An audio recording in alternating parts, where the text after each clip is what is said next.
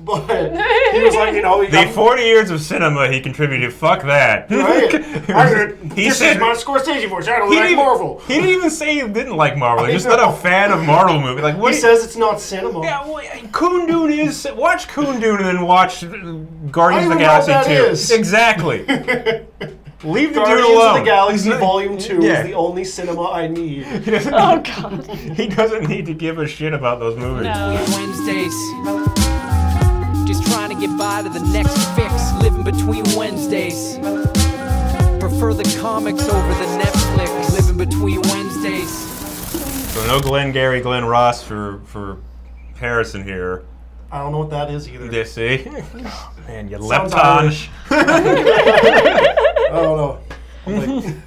We did read comics. We did read some comics, yeah. We might have read comics. None of them, thankfully, had to do with Italian or Irish mob members, so I was happy.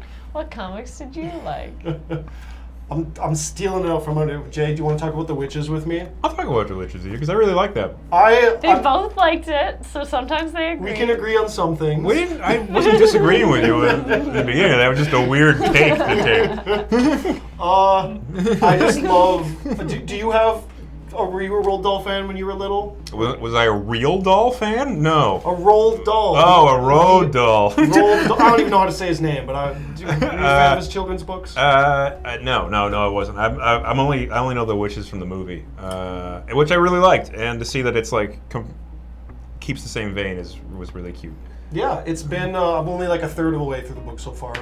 But from what I remember from reading The Witches dozens of times over and over again when I was little, it definitely is capturing the spirit and the atmosphere of like the playful but seriousness of, I don't know, reading his books when I was little, I just always felt like he was writing to it for, it wasn't like constantly like, this is a book for kids. Like the kids, he writes so respectively.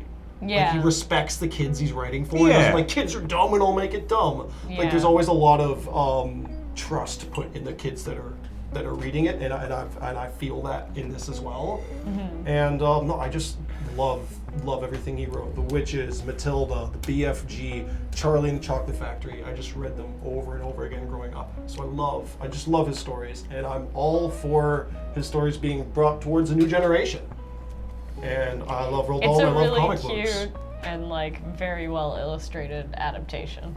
And I'm a diehard fan of the Quentin Blake illustrations from all the classic Roald Dahl books. But like the playful artwork of this definitely captures that spirit where it's all like beautifully perfect, anatomically correct shading. It's like it's cartoony. It's very cute. It's fun and round. Yeah. And like it made me feel like it had strong flashbacks to like being in grade school, going through the library class. It really did. It seriously did. It's a scholastic presentation. Yeah. And then there's like a spooky gallows humor that I feel like we don't get much anymore in kids' books. That happens like kids just die in this. He has a short story called The Twits. No, what's that? It's just about the Twits are this nasty old mean ugly couple that are as ugly on the outside as they're on the inside. And I love there's a bit of like if you're beautiful on the inside, you can't be ugly on the outside. You may have a crooked nose and a big wart, but if you have good feelings, you're always beautiful. Oh. They're like, but that's not the Twits. They're ugly on the outside, ugly on the inside, mean to everybody.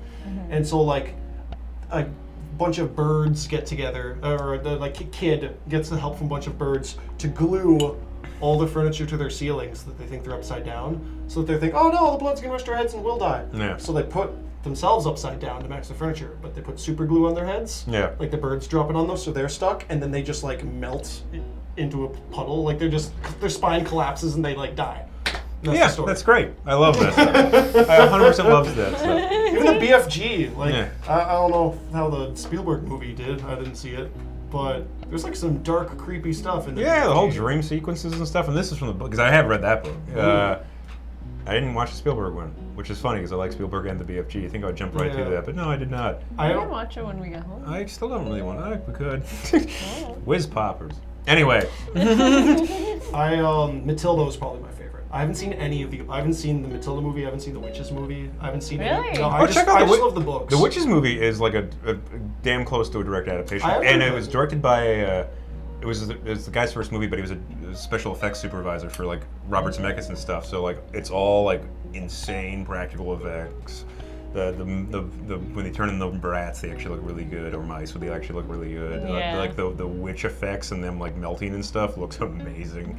And they break down the whole like when you're looking for a witch, they don't have toes, so they have boxy feet and all that jazz. Like they do all that stuff. It's like they're not afraid to scare kids a little, and I think that's cool. Yeah, that's why I think that ties into the whole like he respects the young audience. Now I'm just waiting on a comic book adaptation of Charlie and the Great Glass Elevator.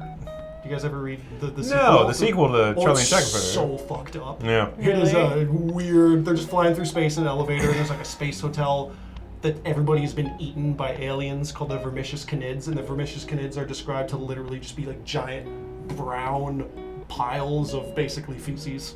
Like they're just big brown lumps like and they eat people. Chris, what did you like this week? Surprising no one who knows me, I really liked the Ultraman comic. A new kaiju book that Chris likes. Kaiju book. What? Okay, but here's my thing. So I love the original, like 60s Ultraman TV series where all of the kaiju are done with like practical effects and Guys in rubber suits in little miniature cities, right? Little suit actors, they're so good. So I love that. I watch it over and over whenever I should watch it now because usually whenever I'm feeling like sad or stressed about stuff, I watch that. It's so wholesome. They band together, but like also it makes me feel sympathetic towards the kaiju. I'm like, oh, he just like showed up and was Yeah, because they're not like I'm gonna get you. Yeah, they're just like animals that are thrown into a city, and they're like, I'm confused. And then, but then they're messing shit up, and then the science patrol shows up and tries to deal with them, and inevitably they can't because it's too vicious or whatever. And then Ultraman shows up, and it's secretly one of the guys on the team. And he doesn't want them to know, so he's always like sneaking off to the bathroom or going to do something. And then he turns Why does into... Bobby drop a deuce every time there's a kaiju attack?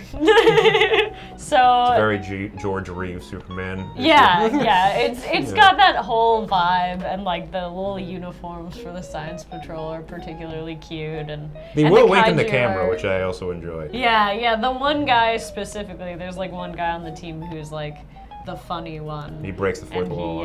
he'll look into the camera and talk about his experience of like drinking tea in the morning, and then you wouldn't believe what happened. Like, It's great. it's very funny. How does the comic hold up? So, and then there's been many different Ultraman series of varying quality to me as a fan of kaiju. So like, for a while there, it was way more popular in Japan to have mech stuff. So then there was a lot of just like mech stuff, and then building an Ultraman or someone getting like Ultraman powers who had like a good command of technology, and then there was like almost no monsters in it at all, and then I was very bored and I stopped watching Ultraman stuff. But this has kaiju in it right away. Yeah. So it follows a young upstart lady who's just joined what would be the Science Patrol, essentially. It's like a big international organization that deals with the fighting of kaiju, but it's specifically for that purpose.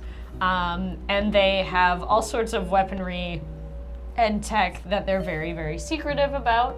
Also, I like that when a kaiju enters, it creates like a temporal disturbance. Like they talk about like how things might seem weird around it. So there's some sort of spooky logic. I think that's gonna lead to some spooky stuff, but probably some comedy as well. Where it's just like reality will be different around the zone where they appear. Like there's a lot of fun ways to do that, I think. Yeah, and then she's talking about the technology that they've developed, and how she doesn't understand how it works. So there's something going on within the organization around the kaiju. They've also put in these little one-page spreads about how to like take the proper steps when dealing with kaiju, and they have Pigman, who's like a popular Japanese kaiju, like Okay. pulling you through the story of how you deal with certain things, and he talks about how you don't want to dispatch a kaiju too fast before you know that they have an ability that you could hone in a way that would make a good technology. So I feel like that's sort of giving away some of what the plot is going to be, and I really like that, because then it doesn't just dispense with the kaiju like useless monsters. They're obviously using them in some way. So I think there's a lot of cool potential for world building in this. But anyway, they find a mysterious UFO, but it's an Ultraman. It's like a big glowing whatever. Yeah. And her friend, who happens to be there at the time, is like, no, we shouldn't kill it. We should try and understand it. And he like reaches out to touch him, and like that guy, that guy's gonna be Ultraman. That's kind of how it works. Is that you're given the powers of Ultraman. Yeah. So I'm really, really excited because that means, I guess in this universe they've never had one before.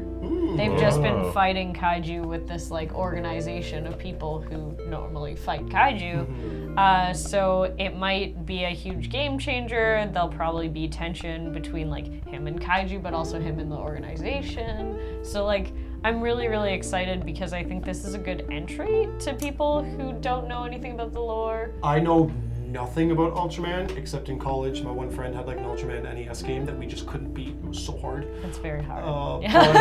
So yeah, same. Going in knowing nothing, I felt like this was a really solid issue 1. I don't feel like I'm missing anything. Like, what's happened in the past 60 years? Like, it feels like a good start. I feel informed. I don't feel like I'm missing anything. They intro the organization. They tell you what the organization exists for. They tell you that she, even though she's joined it, doesn't really know everything that's going on, and it's a frustration for her. And then they introduce Ultraman. So it's like not too much at once. There's not a lot of exposition. Night Terrors. You're a filmmaker, Jay. Night Terrors. John Carpenter will never stop trying to make anthologies, and this is one of... Too many people talking in that comic. Actually, this is barely anyone talks in this comic, actually. Other than like, hey, watch out. Look out. Love where the ghost is like, join us. And then she has a gun up to his head and she's like, join this. Yeah. Like, well, this is an 80s movie. In the not too distant future, Earth no longer has room for graveyards. Callisto, that's all you really need to know. A rocky moon of Jupiter, has become designated as the graveyard moon, but only the wealthy can afford a proper burial there. I don't get it though. So you have to like take a ship to Callisto to like pay your respects and leave flowers that'll die. Guess that's what you can do when you're rich. I guess, but there's really no purpose behind it. Anyway, no. If you like Creepshow or Body Bags, the actual John Carpenter's anthology movie, or Tales from the Dark Side, or Night Gallery, this comic, John Carpenter's presents Night Terrors, will fit in right with you.